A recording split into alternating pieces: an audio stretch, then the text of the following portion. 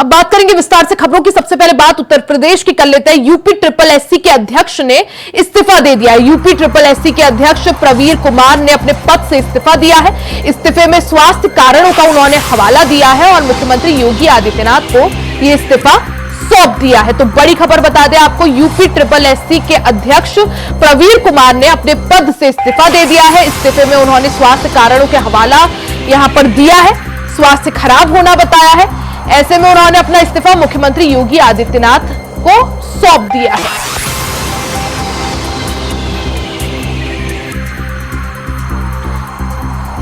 तो UP triple SC के अध्यक्ष प्रवीर कुमार ने अपने पद से इस्तीफा दे दिया है। इस्तीफा देते वक्त उन्होंने स्वास्थ्य कारणों का हवाला दिया है।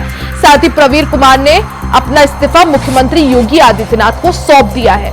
यूपी ट्रिपल एससी के अध्यक्ष प्रवीर कुमार ने अपने पद से इस्तीफा दे दिया है।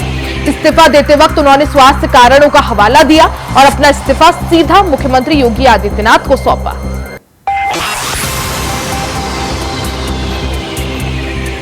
तो यूपी ट्रिपल एससी के अध्यक्ष प्रवीर कुमार ने अपने पद से इस्तीफा दे दिया। स्वास्थ्य कारणों का उन्होंने हवाला यहां पर दिया है और इसी के साथ उन्होंने अपना इस्तीफा मुख्यमंत्री योगी आदित्यनाथ को सौंपा है। आपको बता दें, अब इसी के साथ यूपी ट्रिपल एससी अध्यक्ष पद खाली हो गया है।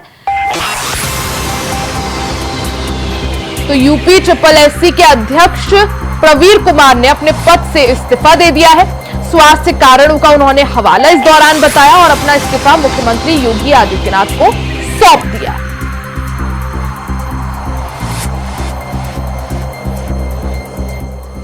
ज्यादा जानकारी के लिए सीधा रुख कर लेते हैं संवाददाता मोहम्मद आसिफ का। मोहम्मद आसिफ, जिस तरह से यूपी ट्रिपल एससी के अध्यक्ष प्रवीर कुमार ने इस्तीफा दिया, आखिर क्या वजह रही इस्तीफा देने की?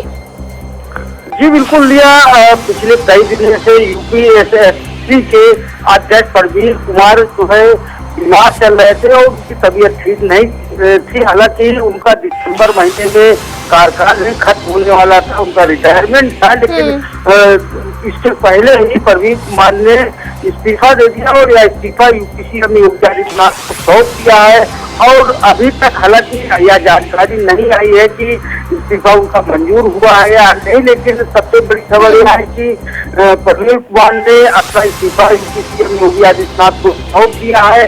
और इस मामले में अब इस्तीफा मिलने के बाद नए कार्यवाहक अध्यक्ष की भी तैनाती किए जाने की भी प्रक्रिया शुरू कर दी गई है। हालांकि उनका इस्तीफा स्वीकार कर लिया जाएगा, ऐसा सूत्रों का दावा है। जी यानी मुख्यमंत्री योगी आदित्यनाथ प्रवीर कुमार का इस्तीफा जो है स्वीकार कर सकते हैं और नए अध्यक्ष के लिए यहाँ पर नियुक्ति के लिए तैयारियां शुरू हो गई है। किन किन के नाम यहाँ पर सामने आ रहे हैं मोहम्मद आसिफ?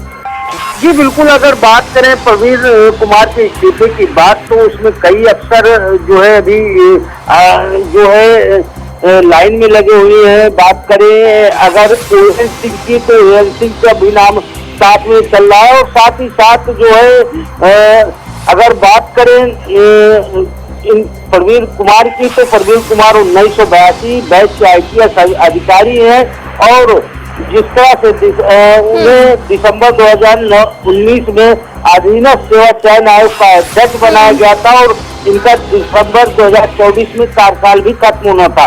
हालांकि अभी जो नामों की बात करें अध्यक्ष बनाए जाने की, तो अभी अध्यक्ष बनाने के लिए कई IPS अफसरों का नाम भेजा गया है शासन को और माना जा रहा है कि जब भी निर्णय आएगा। हालांकि अभी कार्यवाहक अध्यक्ष ओएन सिंह को यूपी एसएससी का अध्यक्ष बनाया जा सकता है। जी ठीक है मोहम्मद आसिफ, बहुत बहुत शुक्रिया जानकारी के लिए।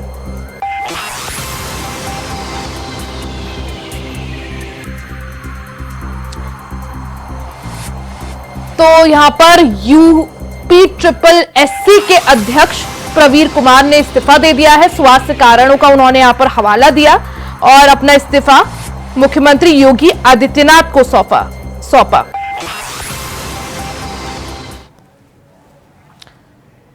वही बड़ी खबर आपको बता दें, हरियाणा में INLD यानी इंडियन नेशनल लोक दल और BSP का गठबंधन हो गया है। विधानसभा चुनाव के लिए गठबंधन हुआ है।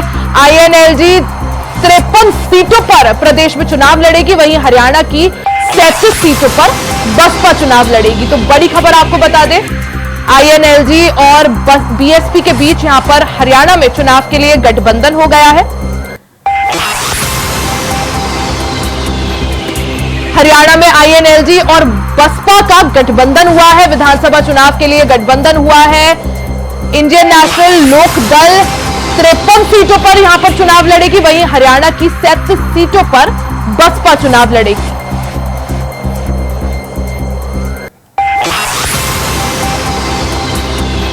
तो हरियाणा में आईएनएलजी और बीएसपी के बीच गठबंधन हो गया है।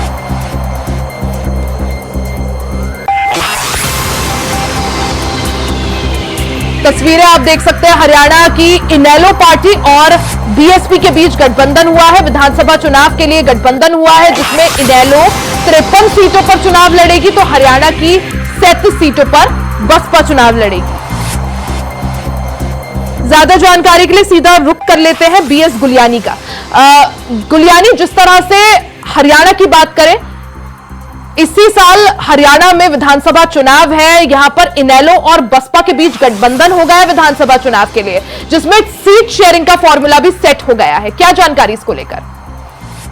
जी बिल्कुल, देखिए रिया, जो अगर हम विधानसभा चुनावों की बात करते हैं तो विधानसभा चुनाव में करीब 3 महीने पड़े हैं, 2.5 से 3 महीने। तो इसको लेकर जो सभी चुनावी दल हैं, चुनावी पार्टियां हैं, वो काफी सरगर्म दिखाई दे रही है। और इसी के चलते आज जो एक बड़ी खबर सामने आई है, जहां इनेलो और बसपा का जो है हरियाणा में गठबंधन हो गया। तो इस जो इनेलो है वो 53 सीटों पर जो है वो चुनाव लड़ेगी, और उसकी सहयोगी पार्टी जो है बसपा, वो 37 सीटों पर चुनाव लड़ने जा रही है। क्योंकि सीट शेयरिंग को लेकर ही अक्सर पार्टियों में लंबा समय लग जाता है गठबंधन करने में, लेकिन इनेलो ने काफी तत्परता दिखाई है। और जो चौधरी अभय सिंह चौटाला है, उन्होंने काफी सूझबूझ के साथ एक बार इस गठबंधन को अमली जामा पहना। बिल्कुल गुलियानी, अगर इनकी सरकार बनती है इनेलो और बसपा की, तो क्या अभय चौटाला मुख्यमंत्री का चेहरा होंगे?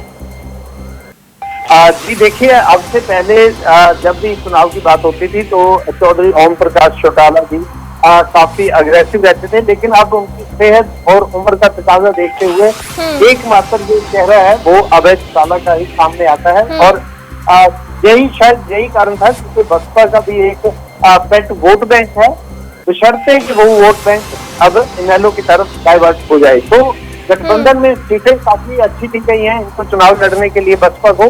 तो कयास लगाए जा रहे हैं राजनीतिक गलियारों में कि जो अभय चौटाला है वो सीएम के तौर पर ही सामने आएंगे। हालांकि गठबंधन तीसरी बार हो रहा है, क्या माना जाए यहाँ पर बीजेपी और दुष्यंत चौटाला, क्योंकि अलग चुनाव लड़ रहे हैं। बीजेपी का अभी हाल ही में उनसे गठबंधन टूटा जेजेपी के साथ, तो यहाँ पर मुश्किलें, एक तरफ बीजेपी, दूसरी तरफ दुष्यंत चौटाला, तीसरी तरफ कांग्रेस।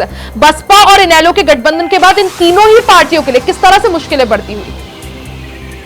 जी देखिए, काफी अगर बसपा अपना चुनाव जीतने में अगर सक्षम नहीं रहती किसी भी सीट पर, लेकिन दूसरी पार्टी को चुनाव हराने में काफी उसका योगदान रहता है। तो इसी को लेकर जब आज घोषणा हुई तो भले ही बीजेपी की बात कर लें, बड़ी पार्टियों में, और कांग्रेस की बात कर लें, तो काफी गहमा गहमी देखने को मिल रही है। क्योंकि जो बसपा का वोट बैंक है वो अब कहाँ डाइवर्ट होगा या नहीं होगा। अगर नहीं होगा तो सभी पार्टियों के लिए बड़ी मुश्किल हो जाएगी। सभी जितने 90 विधानसभा सीटें हैं तो वहां पर जो है तिकोना मुकाबला जो रहता है उसके आसार ज्यादा बढ़ जाएंगे।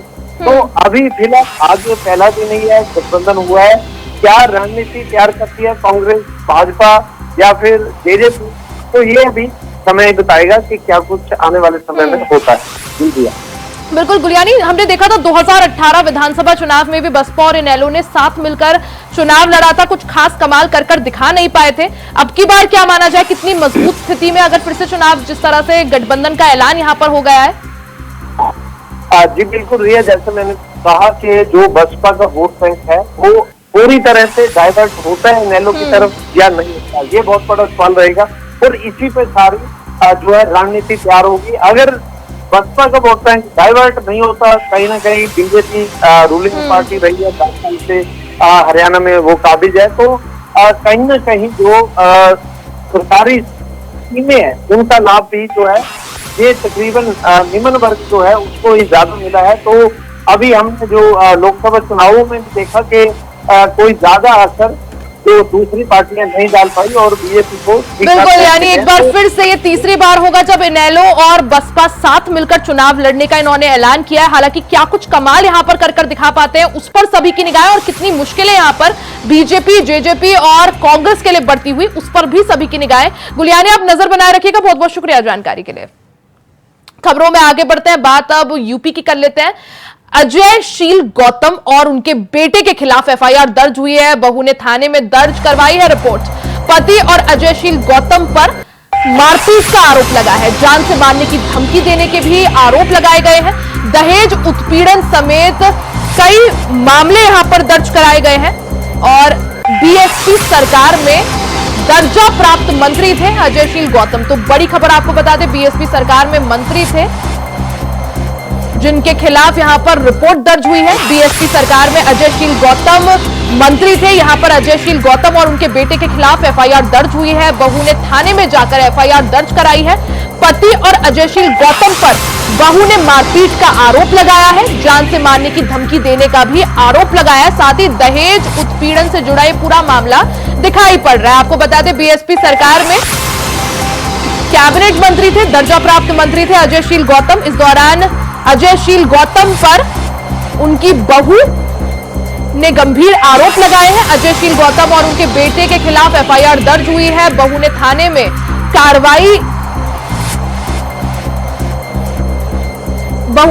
में रिपोर्ट दर्ज कराई है। पति और अजयशील गौतम के खिलाफ मारपीट का आरोप है। साथ ही दहेज उत्पीड़न का भी आरोप लगाया गया है।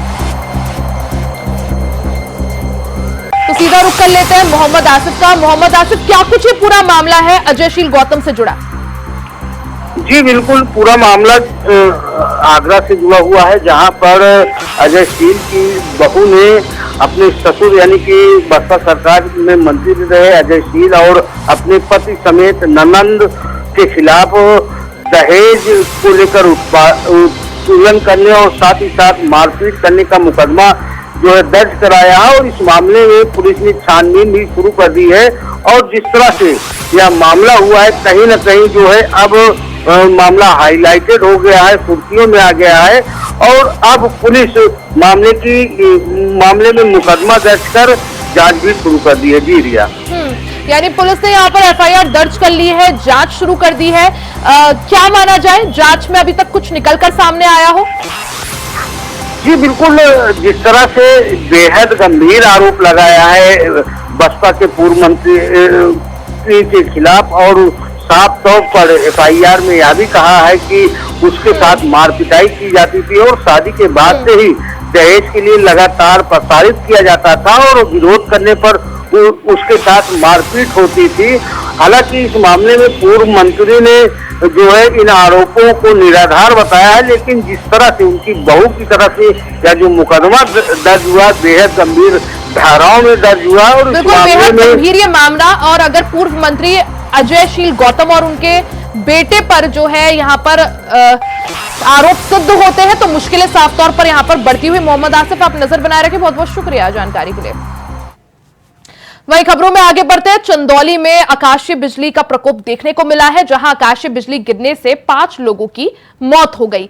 वहीं 1 दर्जन से ज्यादा लोग झुलस गए, जिनका इलाज जिला अस्पताल में चल रहा है। जानकारी के मुताबिक मुगलसराय थाना क्षेत्र के बिसौड़ी और कुंडा कला गांव में एक व्यक्ति की मौत हुई है।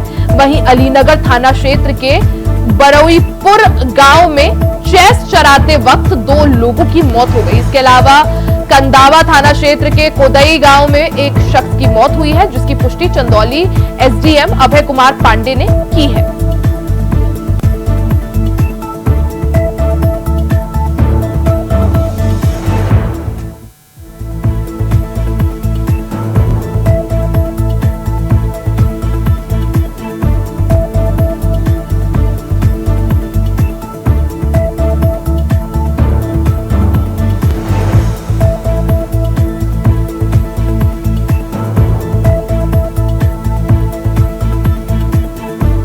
चंदौली से खबर है, जहां आकाशीय बिजली गिरने की वजह से 5 लोगों की मौत हो गई है। 1 दर्जन से ज्यादा लोग झुलस गए हैं।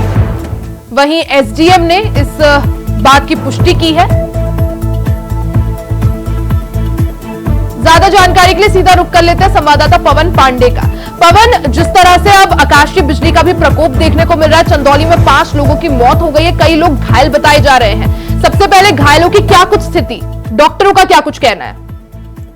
जी, मैं आपको बता दूं कि बुधवार की शाम हुई बारिश के दौरान और साथ ही आकाशीय बिजली की चपेट में आने से 6 लोगों की मौत हो गई, वहीं दर्जन से ज्यादा लोग घायल हैं। हालांकि घायलों की स्थिति अभी डॉक्टरों द्वारा सामान्य बताई जा रही है, हालांकि वो खतरे से बाहर है।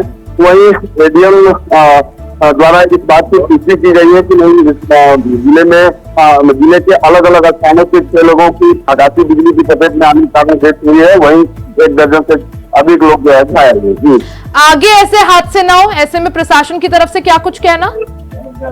देखिए, ये एक्चुअली है क्या कि ये जो दैवीय आपदा है, दैवीय आपदा का प्रकोप से बचने के लिए सभी को एक तरीके से अपील की जा रही है कि अगर इस दरमियान जैसे अगर बारिश हो रही हो, आकाशीय बिजली अगर गरज रही हो, आ रही हो, तो किस तरीके से आप सुरक्षित रहें, अपने घरों में रहें, घरों से बाहर न निकले, खिड़कियां दरवाजा बंद करके रहें, लोगों को एक तरीके से सलाह दी जा रही है। जी बिल्कुल, यानी प्रशासन की तरफ से यहाँ पर हर तरह के कदम यहाँ पर उठाए जा रहे हैं। हालांकि मौसम का प्रकोप भी अब देखने को मिल रहा है, आकाशीय बिजली की वजह से 5 लोगों की यहाँ पर मौत हो गई है। पवन, बहुत बहुत शुक्रिया आपका जानकारी के लिए। इसी के साथ इस बुलेटिन में फिलहाल के लिए सिर्फ इतना ही। खबरों का सिलसिला जारी रहेगा, बने रहे हमारे साथ।